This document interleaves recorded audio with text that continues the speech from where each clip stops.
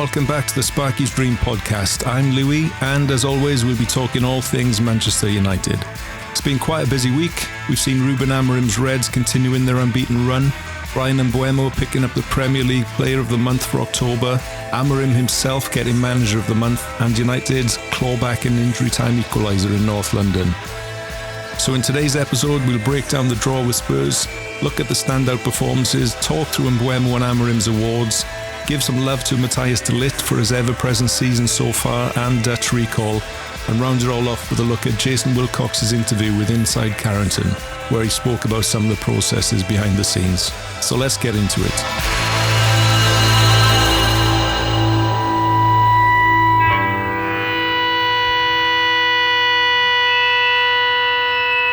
Okay, so let's start with Saturday's 2-2 draw down in North London. On paper, it's another point, another game unbeaten, but in truth, it was a very scrappy game where we looked good to start off with, but then some sloppy passages of play sees us going behind, but then show some resilience and spirit to nick a draw, but a thoroughly deserved one of that. United set up a little differently in this game. Mazraoui came in to play right wing back and Dorgu starting at left wing back, with Ahmad starting as the right 10, Mbeumo starting as the left 10, and then Cunha taking up the position in the middle of the attack.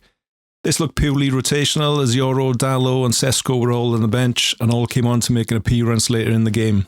Making three changes like that you'd think would come with its own disruption, but we seemed to come out of the blocks pretty sharply. Spurs didn't really start well, so we had the opportunity to create some decent chances without even playing that well.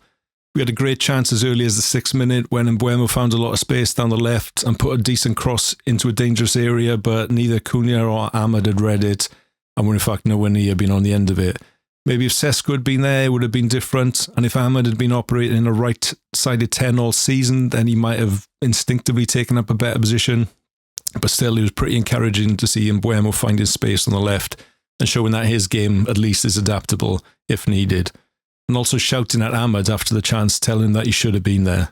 Mbeumo did indeed give United the lead in the 32nd minute. A lovely header after a precision cross from Ahmad. Again, Spurs showing some terrible defending, failing to clear the ball, and then ultimately ball watching, giving Mbeumo an uncontested header, which he still took very well. It's that right side connection again. Those two are continuing to form a good relationship, even though they were operating a little bit further apart from each other today. Mbeumo now has 4 goals in his last 5 games, and it's no surprise that he's been named Premier League Player of the Month. He's just been relentless. He's got the blend of directness and intelligence that suits Amorim's system perfectly. He's also the perfect outlet when we need him, able to take scrappy balls and take them down and drive forwards or lay them off. His decision-making is also of a high calibre, so he rarely gives the ball away. Despite us looking pretty comfortable for the majority of the game, we did see a continuation of that directness. So this wasn't a game we controlled in the traditional sense, but Amorim's system isn't about control. It's more about kind of structure, moments, and just efficiency on the ball. Spurs dominated possession, around 55 to 45% in their favour, and had double the shots, 10 to United's 5. And United's expected goals was just 0.63 compared to Spurs' 0.96. But once again, it's that resilience that stands out. This team doesn't really fold easily anymore. Well, not until we started making substitutions. Again, we saw the changes to the team as the catalyst for us losing shape and structure. It's a continuing theme this season. Maybe Amorim thought by making the 3 changes that he did to the starting lineup, he'd be able to bring those guys on, and as they're pretty much match fit and already drilled into the current structure, it'll be less of a transition as it has been in recent weeks. But we saw again, things don't quite work out like that, and Spurs making a few significant changes of their own, equalise and then go ahead in injury time. And then in the 96th minute, who else but Matthijs de Ligt pop up with the equaliser? He really is the man of the moment, isn't he? Continuing his incredible rich reign of form. Weirdly, he's become a bit of a cult hero, I think. Despite being one of the most recognisable players in European football, it's almost like he's having to rebuild his career, and I'm here for it. He's been immense this season. The header salvaged the point, extended our unbeaten run to 5, and kept the momentum ticking.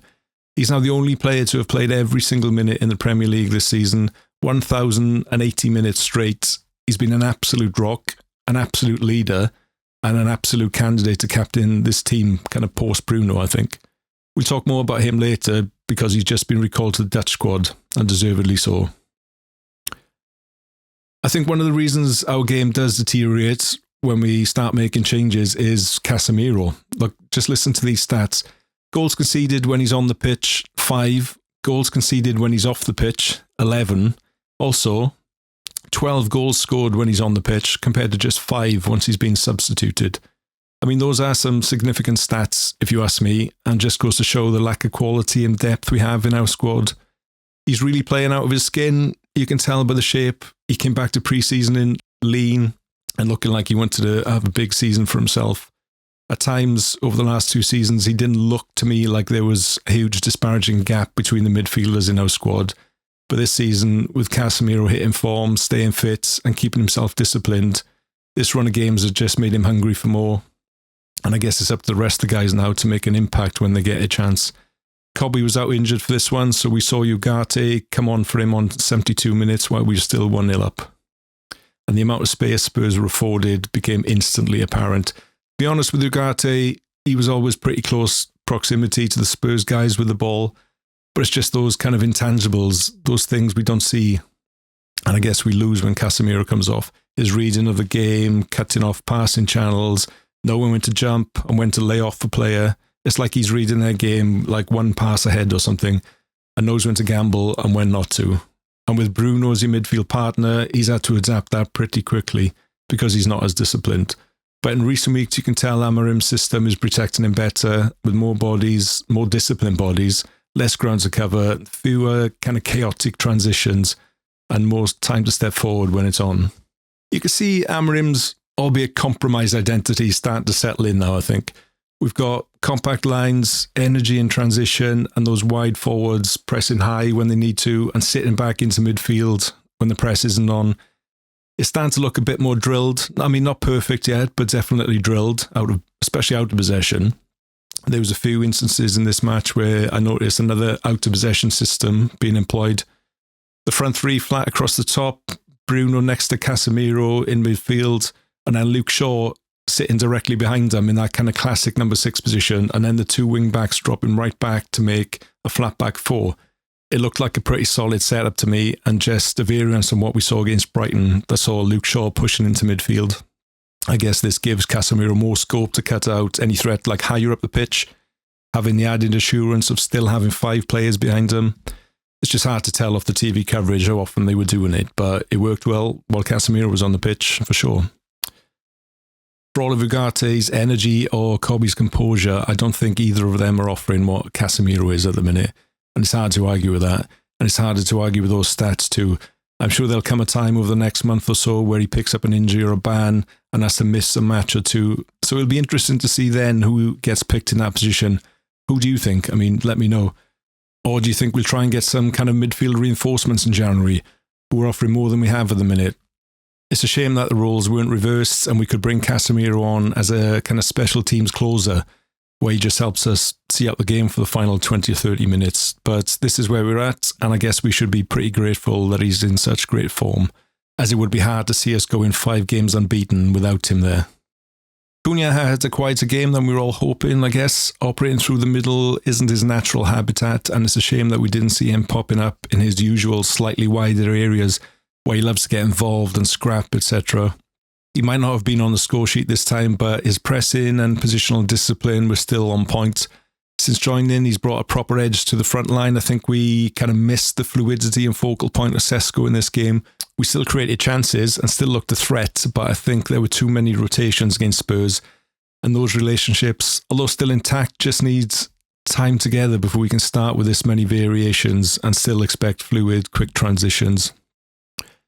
Sesko did make it on, but did look a little off the pace. I mean, Mount created an amazing chance for him with a really classy reverse pass to go one-on-one with the keeper, but he was expecting more time to make his move and allowed Van de Ven to get back and make a great tackle. Sesko got injured in that piece of play too, and as we didn't have any more subs left, we played the final 10 minutes with 10 men, which obviously didn't help. I mean, a few minutes later, Spurs took the lead, and it looked like this was just going to be one of those days. But after going behind, this team rallied behind each other and went looking for the equaliser. It would have been a proper kick in the teeth if we had gone away from there without any points, considering we looked good for the win for the majority of the match. And to be fair to the 10 guys left on the pitch, they turned the screw and put a lot of pressure on Spurs, forcing a corner deep into injury time, Lamans comes up for the corner and has a massive hand in De Ligt losing his marker and having an uncontested header at the back post to level things up. It really was a great header under the circumstances. I don't think their keeper covered himself in glory for both our goals, to be honest, but I also think both of them were accurate enough not really to have made a difference. The celebrations were great, the bench were up and joining in. It's just such a shame that these were the scenes for another late kind of scrambled draw instead of a convincing, straightforward victory, which it looked like it might be for most of the game. But that's just me getting way ahead of myself, I guess. The positive way of addressing it is that the squad are really unified in a way that maybe it hasn't always been in the past. And if that's the spirit that Amorim has been saying that's been missing from the squad since he arrived, then I guess he's making improvements in the areas where he wanted to make improvements. Lamans again, though, steady between the sticks, 2 big saves. I mean, great saves, but also it's great to see him directing the ball away from any threat once he's made the saves. I mean, Onana, Bayendier often just parried the ball straight into the oncoming attacker for a tap-in or creating another big chance.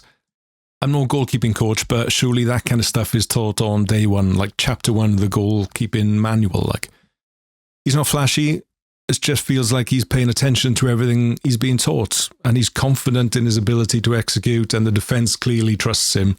It's amazing how much calmer the backline looks where the keeper just does the basics right. And Mbeumo's Premier League Player of the Month nod sums up the impact he's had since moving to us over the summer. He's been the player who's made the biggest strides this season. I wouldn't say he's been carrying us, but just that he's been the most responsive to the repurposed attack. We were definitely short on goals and chances last season, so we've invested heavily on a new 3-pronged attack, all of which are capable of assists and goals.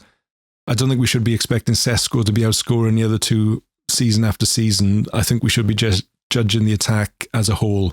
And although we're into November now and Sesko and Cunha's numbers aren't that great, I'm sure the plan was to get at least an extra kind of 30 goals a season out of the 3 of them. As a minimum, I guess, so we'll just have to wait and see how that one goes. But also, I mean, we're going to be told that that's quite a naive metric to measure them on too. These guys were identified by Ineos and brought in for the personalities and mentality as much as everything. I think raising that aspect was as important as anything else according to Amorim. And it's hard to argue with the impact that Mbeumo has had in that respect. You can see that he's really settled into the squad with the love he's received with his 3 goals and 1 assist during October. I mean, big goals as well, that have been the catalyst for us going 5 unbeaten. He's brought a massive energy on and off the ball and seems as dutiful to his out-of-possession responsibilities as he is going forward. Our fan base have instantly taken to him, and it's also great to see him getting some recognition from the Premier League too. I'm sure he's had more productive months at Brentford, but he must be buzzing to get this kind of recognition so soon after his big summer move. And you can tell that Amorim loves him as well, and he just seems to fit the model perfectly. And speaking of Amorim, Premier League Manager of the Month for October, and hard to argue with that too. I mean, unbeaten all month, 3 wins and a draw, and the football is slowly starting to look a bit more cohesive. Something needed to change after Grimsby and Brentford. Although we've seen a few tweaks in the system on the pitch, I'm sure the repetition of drills throughout the week and the general lift in the spirit throughout the squad, and maybe buoyed by some of the new arrivals, have finally started to convince them to get on board and believe in what he's doing. I mean, at times last season, it didn't look that way at all to me. But the togetherness within the squad now is far more obvious. And although we should have won the game comfortably on Saturday, in my opinion, I've heard countless players in the past saying that going into a dressing room after a last-minute winner or a scramble in the last-minute draw helps that team spirit enormously. So although I'm sure the squad, just like us, are ultimately disappointed that we didn't get the 3 points on Saturday, going into an international break 5 unbeaten and having the grit to get 2 late equalisers away from home for the last 2 weeks, we can take positives from that, I think. So we're finally seeing some adaptability and progression from Amorim, which has culminated in a great month for the club. We got a decent points tally, and we're sitting in a decent position in the league table, so we're certainly still in the mix. But the Spurs draw reminded us there's still plenty of work to be done here. We still switch off at times, we still don't really have the players to see out the games without compromising on what we've been trying to do for the majority of any given match, or maybe it's just that the rotational players just aren't getting enough game time to be consistent enough when they do come on. We are now seemingly reliant on short, sharp moments of brilliance to gain the upper hand rather than having full control of the match. It certainly feels like a more simplified vision of what I think Amorim's ultimate vision for the team is. But I think he has finally accepted, adapted, and found a way for this current group of players to become more competitive and not a walkover anymore. And compared to where we were even in September, I feel like he deserves some recognition for that. Okay, I just want to circle back to De Ligt for a sec because his consistency deserves some attention, I think. He's played every single minute of United's league campaign, the only one who has. And it's not just the availability, he's brought that leadership that we all became so akin with him when we think of his early stages of his career. He's commanding the back three, pushing the line, knowing when to jump out to the line, organising, and even now popping up for those vital late goals that we've been so reliant on kind of Harry Maguire for in recent years. De Ligt himself has stated that, I changed my mindset. At first, I didn't want to make mistakes, but now I want to do as many good things as possible. He also noticed that a run of injuries had taken a toll on the confidence in his body, but having completed a full pre-season with Man United, he is now in good physical shape. I think that's quite an honest critique of his time with us, to be honest. I'm sure we identified him as a leader and one that can transform the change room when we brought him in, but I guess that just goes to show how low the kind of morale was within the squad last year, for him to even shy away from those responsibilities. And the importance of a good pre-season is obviously very rewarding, as he hasn't picked up any injuries so far this year. Koeman himself commented on the recall, I felt I should select Matthijs based on what he was showing. His position at the club and the club's performance will always be important with regards to national team selection. He's been a monster at the back all season, and his performances have definitely been influential and an integral reason why we're sitting where we are, and 5 unbeaten. Now, just before we wrap up, I just want to talk about Jason Wilcox, United's Director of Football, who sat down with Inside Carrington this week for a chat. Firstly, it's just nice to see the club offering up a Director of Football to come out and do some public duties, I guess. We've not been subjected to anything like that for, I can't even remember how long. I don't think he offered up any kind of groundbreaking revelations, to be honest, but he did use it as a platform to just reaffirm a lot of the things that we'd already heard. He talked about clarity. He said, we now have a clear plan. We know who we are, where we're going, and how we'll get there. That's something we've not heard from this club in years, to be honest. He went into detail on recruitment, explaining that there's now a structured process, weekly meetings between himself, Amorim, the data team, and the scouting staff. Every target is assessed for profile, character, and fit, and not just name value. Really interestingly, he used the term clean living professionals, which I guess is a nod to the kind of transfer debacles like Sancho, for instance. He praised the new signings, Mbeumo, Cunha, Sesko and Lamans, who have fitted in brilliantly and helped reshape the culture. And this was the key, he said. We don't get carried away when we win, and we don't panic when we lose. That's the calm, long-term approach we've been asking for, really, since, I guess, when Sir Jim first expressed an interest. Overall, I think Wilcox came across as grounded, professional, and kind of quietly ambitious, I guess. He's modern, methodical, and seems aligned with Amorim, which seems pretty refreshing after years of chaos behind the scenes. So, all in all, I think we've got a lot to be positive about throughout this international break. The performance of Spurs wasn't perfect, but the direction seems to slowly being reaffirmed week after week. And with players performing at the top of the game, I mean, De Ligt, Casemiro and Mbeumo, we've got a spine of the team there, all kind of leading by example. Okay, that's all from me. I've been Lewie, this has been the Sparky's Dream Pod. Please hit follow, share it with your fellow Reds, and follow me across all socials at Sparky's Dream Pod. This has been Sparky's Dream. Football, music, United.